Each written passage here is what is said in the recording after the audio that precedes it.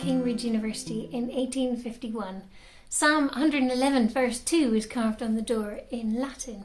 The English words are, "Great are the works of the Lord, studied by all who delight in them."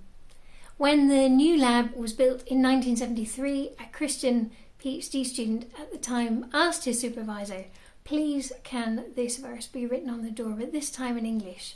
And to the surprise of his supervisor, who assumed that the committee would say no, his request was granted. Now that an even newer lab has been built on the same site, I hear that this text will be included in some way in the new building. So many scientists have been inspired by this verse, whether it's a PhD student at Cambridge who looks at that verse as she walks into her work every day, or a professor in another university who leaves visual clues to his faith in his office so that curious students can ask him about them. Psalm 111 celebrates the characteristics of God. He is honourable, majestic, eternally righteous, doing wonderful deeds. He is gracious. He is merciful. He is a provider, powerful, just, trustworthy, upright, a redeemer, holy and awesome. So after all that, perhaps it's not surprising that verse 10 says, "The fear of the Lord is the beginning of wisdom. All those who practice it have good understanding."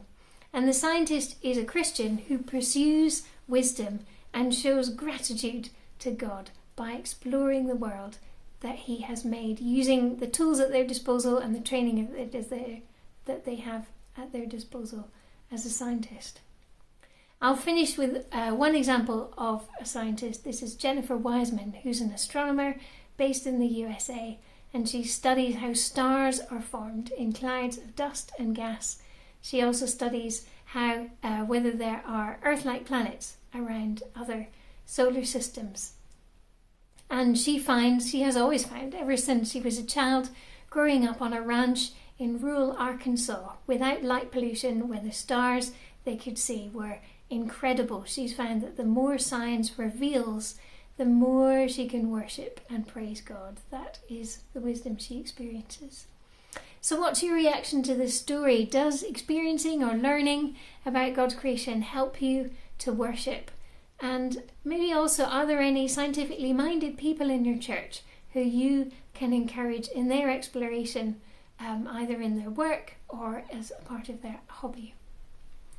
Do join us to discuss this topic in 2 live podcast recordings on Friday the 16th of August. One will be with Jennifer Wiseman herself, and the other one will be with someone called David Hutchings, who co-wrote a book with a physicist all about how science is a pursuit of wisdom.